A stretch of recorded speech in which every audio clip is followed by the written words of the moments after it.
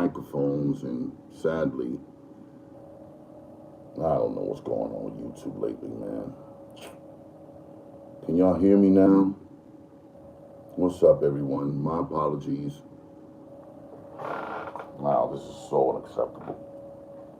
This is so unacceptable. My God, on so many levels.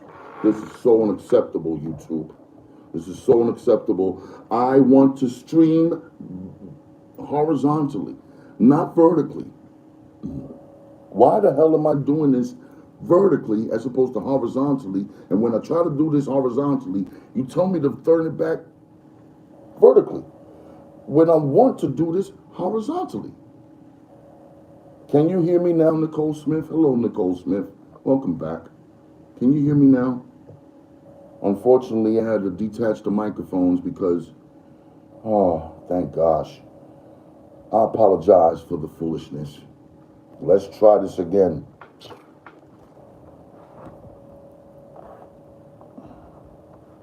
Hello again, Lady Rain. I apologize for this bull crap. Okay.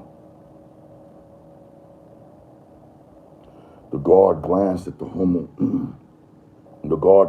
homosexual, then slammed the door in his face. Try acting like a man for a change, the guard said as he locked the door. The men inside the bullpen laughed loudly.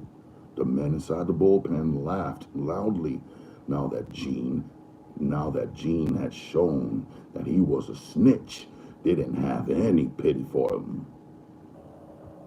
David Walker, are you back there? A red-faced, blonde-headed man yelled from the front of the bullpen.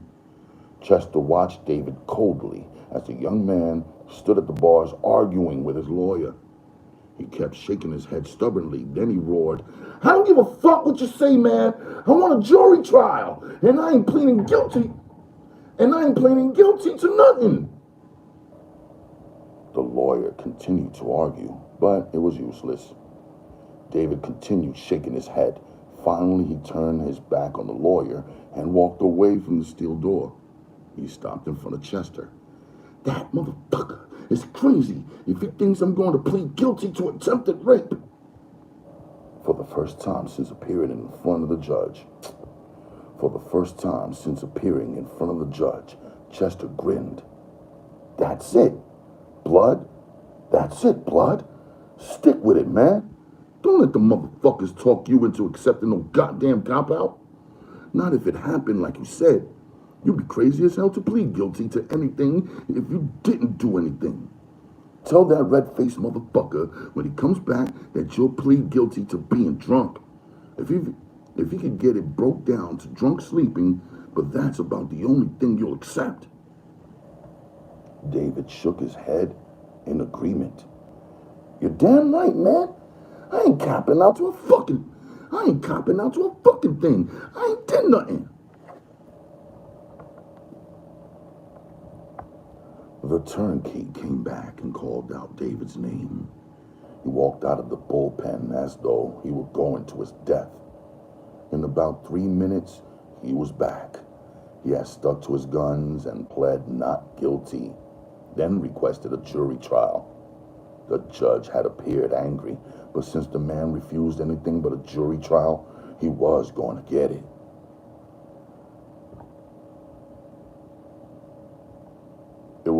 It will take a while for them to try your case, David, but I wish you all the luck in the world, Chester said seriously. You stick with it, man, and try and make that fucking lawyer of yours get some black faces on your jury. You're going to need everything you can. You're going to need everything you can get to come from under this blood. I know, man. I damn well know. I just wish I could afford a damn lawyer. My rap partner is testifying that I didn't have anything to do with it, so I know I should walk. My rap partner is testifying that I didn't have anything to do with it, so I know I should walk. Well, just have patience, blood. And everything might work out. It's going to take a little time, but I believe you have a good case, especially if your rap partner takes to stand in your behalf. I don't see how they can find you guilty of anything, Chester said to him quietly. Just keep the faith. Just keep the faith, baby. The turnkey arrived and started calling the names of those who had been to court. Chester and David lined up at the door. As soon as their names were called, they were out together. They went out together. Jean yelled after them, "You better have them put you in another ward, because when I get there, I'm sure going to tell Chuck what you did." Chester didn't even bother to look back. He answered Jean sharply, "You better get ready for a good ass kicking then, because when we get finished with Jug, I'm going to stick a broomstick straight up your ass. So you just come on with it when you get back." The same procedure was followed as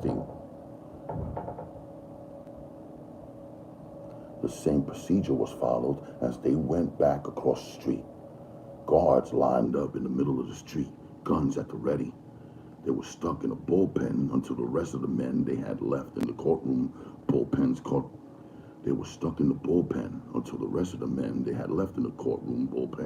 caught up with them. Jean came in, glancing around nervously, then walked over to where Chester sat. "Man, I don't know what got into me earlier today, Chester, but I'm sorry. If you want to, we can forget about what happened today. I won't say anything if you don't, okay?" "That's all right with me," Chester replied. It was a relief off his mind.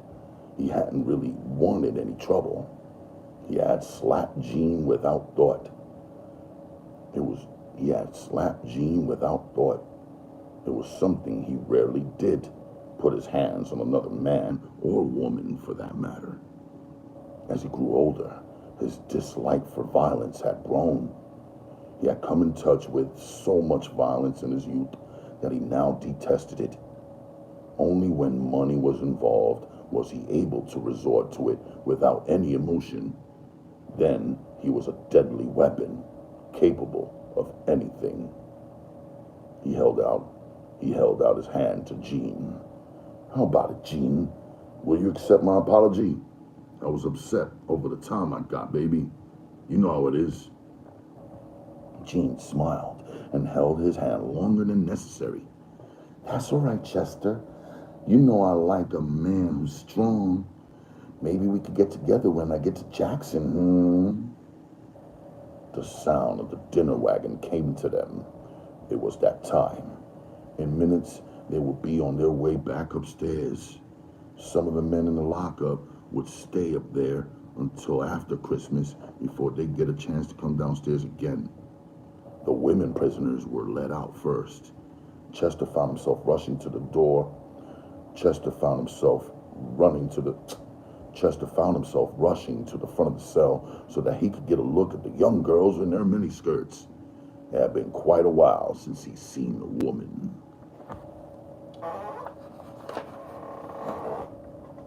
Folks, I'm going to take a pause for the cause just because. Man, I apologize for all the bullshit going on, man.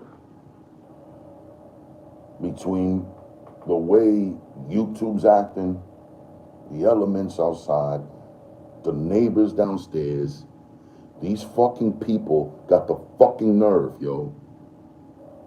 They make noise all goddamn day long. It's like an arena downstairs that we have to put up with day in and day out. They fuck loud. They don't have any consideration for any fucking body else in the building. Why the fuck should I? And I know for a fact that this video is going to be demonetized because of the fucking frustrations I'm feeling. And it's ridiculous. 3 o'clock in the morning, this kind of noise, that kind of noise, this kind of noise. Every time I fucking turn around. And then YouTube, with your bullshit. Why the fuck can't I stream horizontally the way the fuck I want to? YouTube, get your shit together, please. We're supposed to be partners, right? Well, come on, help me out, partner. Why am I going through all of these difficulties? You would check out other Ralph Reed draws that I've done, and you can see I was never putting up with this until just recently. I don't like it. I may have to find another way to do this live because this is so unacceptable on so many levels. If it ain't this, it's that and the other thing, man. It's so annoying.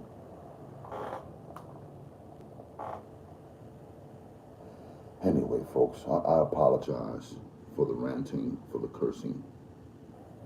Check out my videos; they're out there, man. I put a lot of videos up in the United Rodent Networks this week.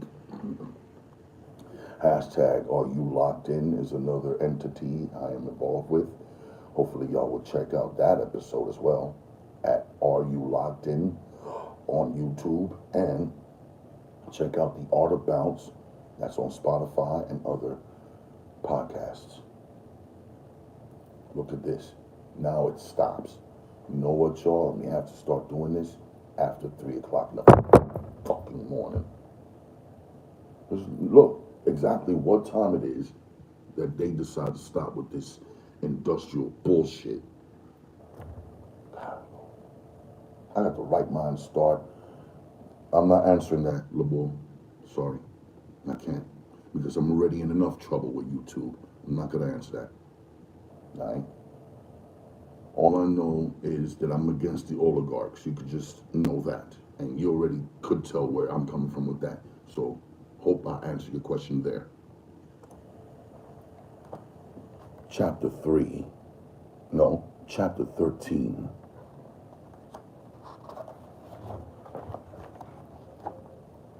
The men in Chester's ward. The men in Chester's ward were celebrating. In the morning, quite a few of them were shipping out to Jackson. The men in Chester's ward were celebrating. In the morning, quite a few of them were shipping out to Jackson. The rumor floating around the county jail was that there were so many men going out that they were using a bus to take the load of men up instead of the state cars that they ordinarily used. We got you. Breathe and focus. Thank you, love.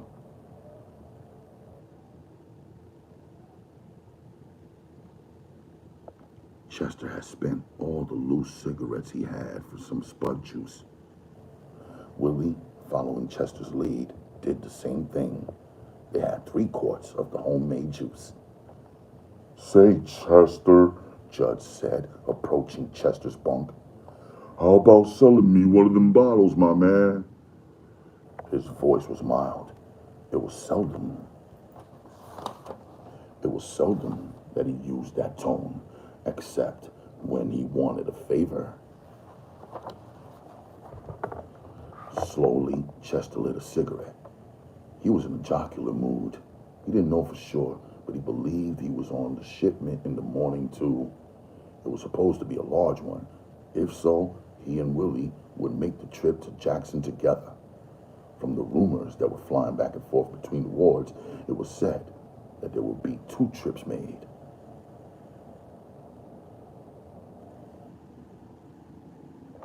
Yeah. I'm definitely going to have to do this at 3 o'clock instead of 2 o'clock. Ridiculous.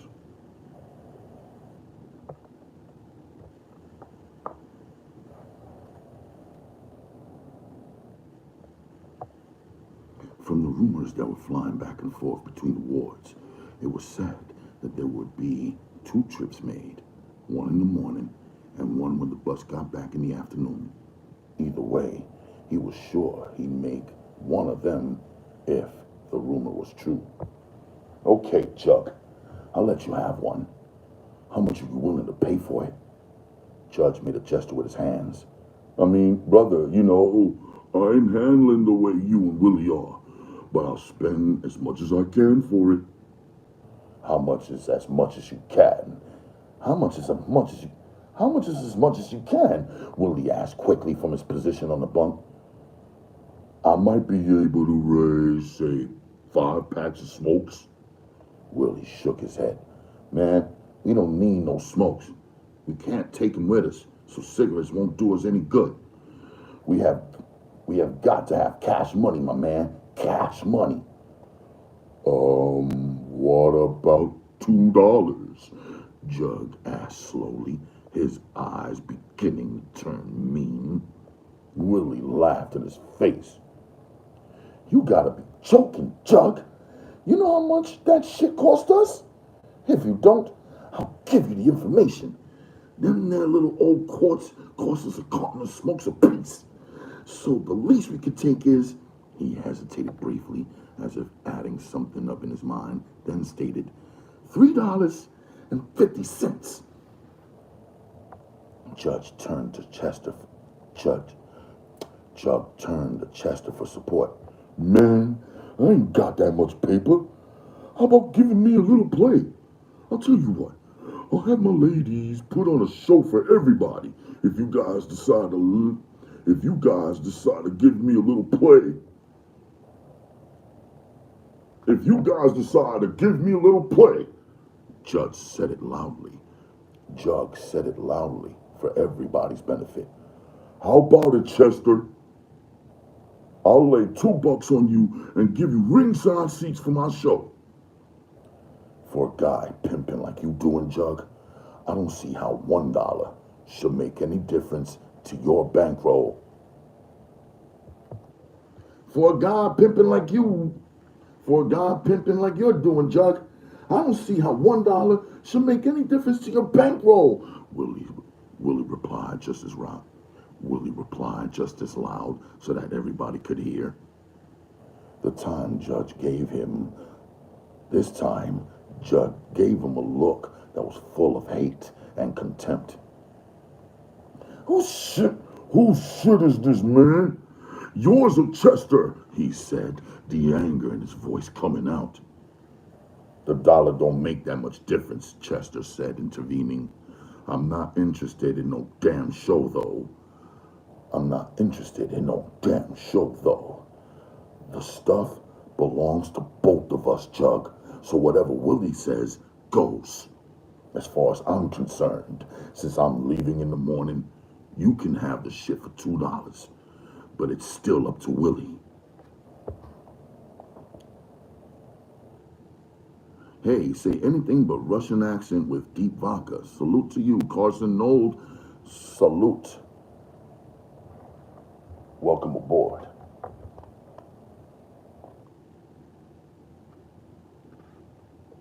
Willie glanced at his partner. You know we'll be losing bread if we let it go for less than what we paid for it, Chester. Jug started to say something, but Willie waved him silent. But if you really don't care, it's cool with me too. As soon as he finished talking, he reached under the bed and removed the bottle that they had been drinking out of. Where's the money? Willie said, holding the spud juice in his hand. He waited until Jug had paid him. Then he tossed one of the dollars over to Chester and put the other one in his pocket. Oh yeah.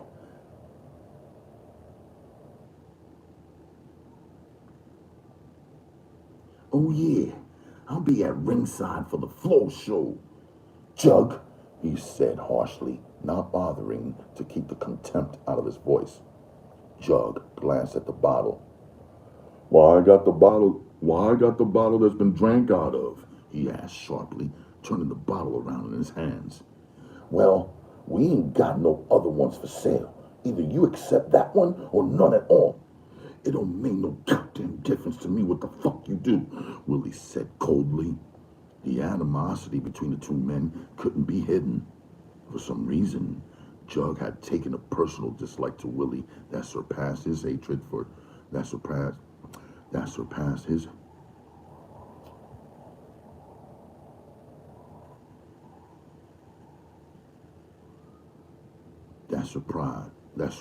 his hatred for Chester.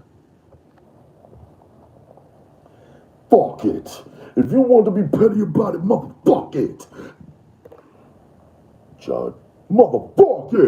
Judge exclaimed hotly, His little pig eyes glittered dangerously. When I get to Jackson, Willie, maybe you and I can kick the shit around again. The When I get to Jackson, Willie, maybe you and I can kick this shit around again. The threat was open, and Willie didn't back up. Man, you ain't got to wait until you get to Jackson to do nothing, Junk. If you got a motherfucking problem, man, you can get it off your chest right now. It don't make me no kind of difference. Can you dig it? Can you dig it?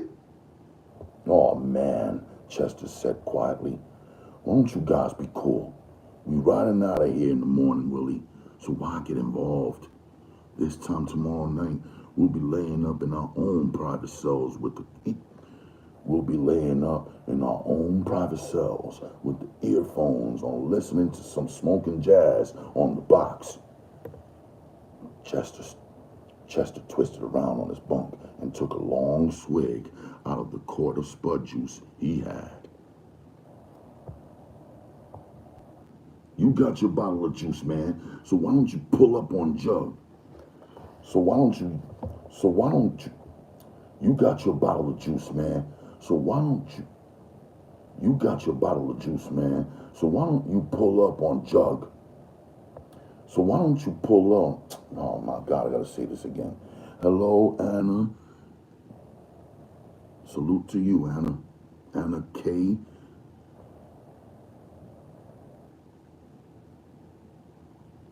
Kakachian. I hope I said that right, but I'll just call you Anna K. Welcome aboard.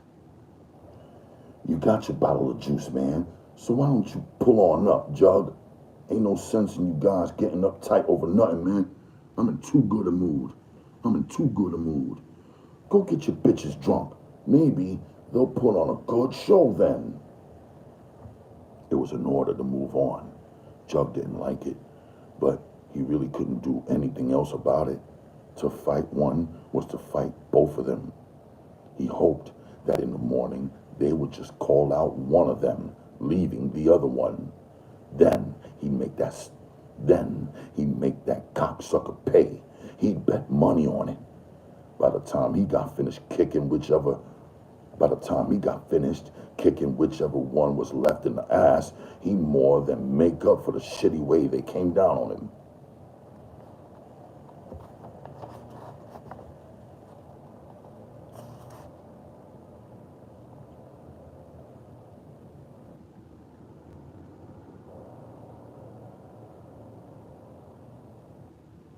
Yeah, man, I'll ride out. I think this is the second time you done asked me away from your bunk, my man. I hope there ain't no reason for it to happen a third time, Chester, Chuck stated. His voice had taken on a deep bass in his anger. He strutted away, waving to his two homosexuals to join him. Jug stretched out on his bunk, lying on his back. Jerry climbed in beside him. The two men lay side by side, kissing, until the sound of the turnkey making his nightly rounds came to them. Jerry got up and stood beside the bed. Gene sat on the floor. After the guard left, Gene beat Jerry back into Jug's bunk. The men lay in each other's arms, kissing, while Jug ran his hand down in Gene's pants. He worked the punk's pants down until they were around his hips. Willie grinned as he watched the homosexuals. Man, now that's what I call making love. If I had that much patience with my old lady in the streets, I'd more than likely be a pimp by now. Chester took a swig from his bottle. I don't like to see it. It's sickening to me. How the hell he can stand to kiss them punks in the mouth is beyond me. They'll suck a dog's dick, yet he kisses them as if they were real women. Chester finished off his quart bottle.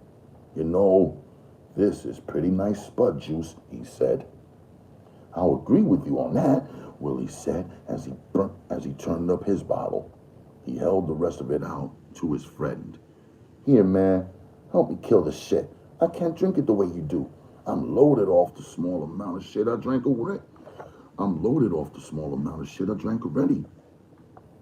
Across the way, Jug shared his drinks with his two gay boys. They drank up the remainder of the juice he had in his bottle. All the time they were drinking, Jug kept his hand on Gene's ass. It was as though he was dealing with a real woman. He glanced around casually to see who was watching, then slowly kissed Gene. A long, drawn out kiss. I'm going to let my ladies put on a show for you sorry-ass motherfuckers. I'm going to let my ladies put on a show for you sorry-ass motherfuckers, Jug stated loudly as he got up off his bunk. He removed the blanket and carried it to the middle of the floor. He beckoned to Jerry. So read this out on the floor, honey, he said as he pinched Jerry's cheek. The young white boy rushed to do what he had been requested to do. Okay, Daddy, he replied in his best female voice. As Jerry straightened down on the blanket, Jug and Gene started undressing. Gene took his portable radio and set it on the edge of the blanket. Then he found the music he wanted and started to do a strip to the music. He danced slowly, taking off his clothes to what he thought was the beat of the music. The card-playing inmates stopped long enough to watch. This was something different, something out of the ordinary. Jerry, not wanting to be outdone, got up and started to take off his clothes too. Since he really couldn't dance, he didn't make a big production out of it. He slipped out of his clothes, leaving only his shorts on. Jug, by this time, had removed his clothes. By the time he walked over to the blanket buck naked, Gene had finished his dance and was all out of his clothes. Give Jerry some cap, he ordered. Give Jerry some cap, he ordered harshly. Jerry grinned and removed his shorts.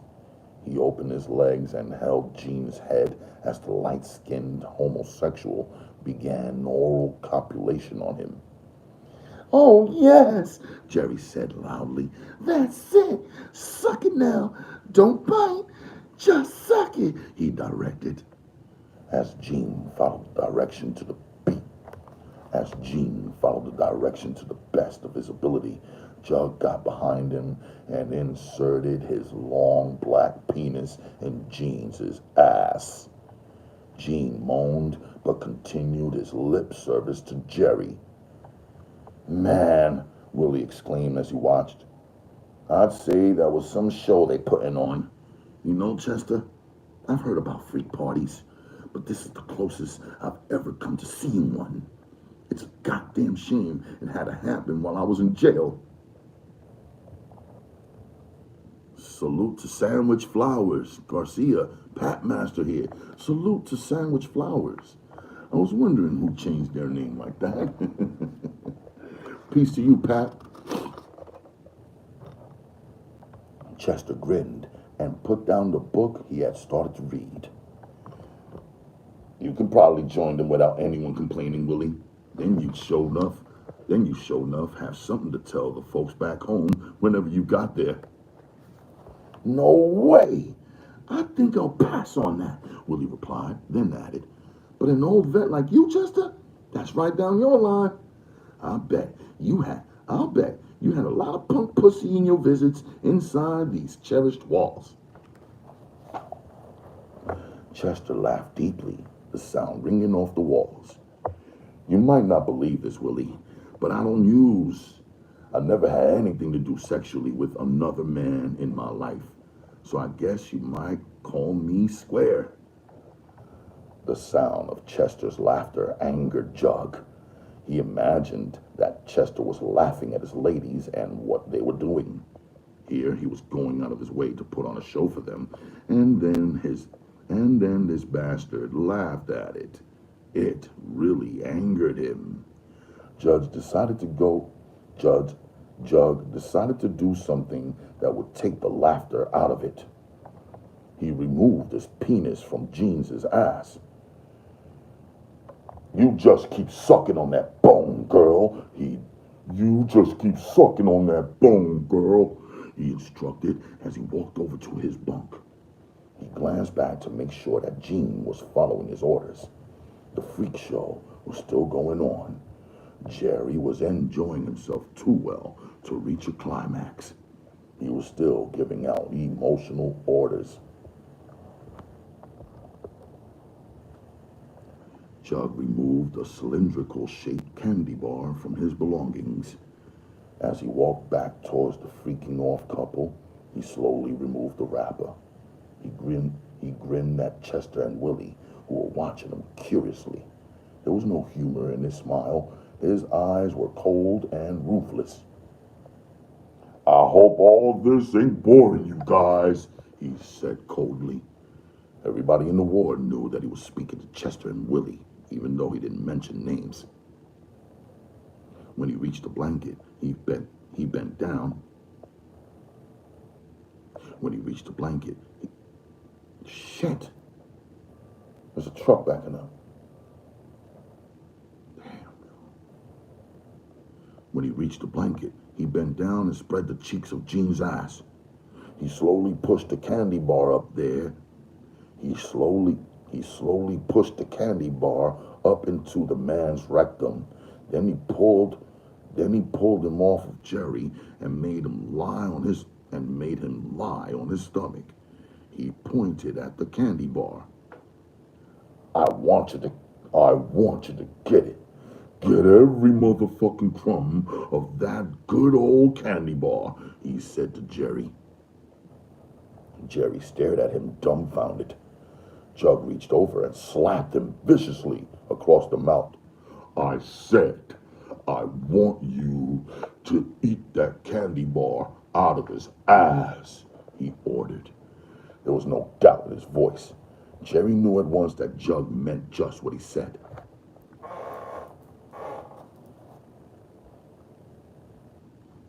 Again, Jerry hesitated, but another slap across his face started him off. Please, Jug, he begged. Not that. I'll do anything but that.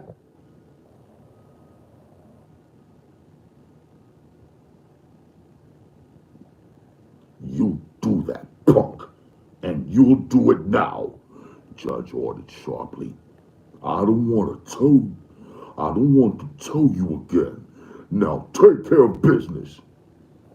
Come on, honey, Jean begged. That stuff feels funny up inside of me. Hurry up, Jerry. Jerry glanced up at Jug one more time, then dropped his head and started to give Jean a rim job. You still like freak shows? Chester asked Willie, as he noticed the strange color that was coming into Willie's face. Willie looked as though he was about to throw up. Man, he said, he'd have to kill me, man. I mean, man, I'd die and go to hell before I allow somebody to make me do some crazy shit like that. He watched the freak show as though hypnotized. He couldn't take his eyes from it. He shook his head. Any motherfucker low enough to make another motherfucker do something like that against his will should be fucking dead. He's a low-life motherfucker, and his mammy should have... He's a low-life motherfucker, and his mammy should have crossed her legs when she had him, Willie said, and his voice was nowhere near low. Whether Jug heard him or not, he didn't let on. Maybe in his heart he knew he had gone too far. Something must have warned him, because if he had said anything out of the ordinary to Willie or Chester, he would have had to prove his manhood.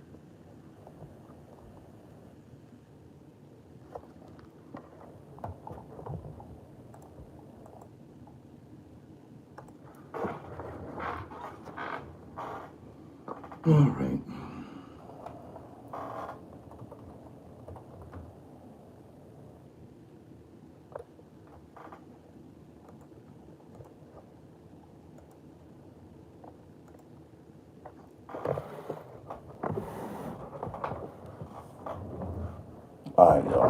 I'm done. This is it. This is all. I'm out. So with all of those things being said, I apologize once again for the trashiness of this. But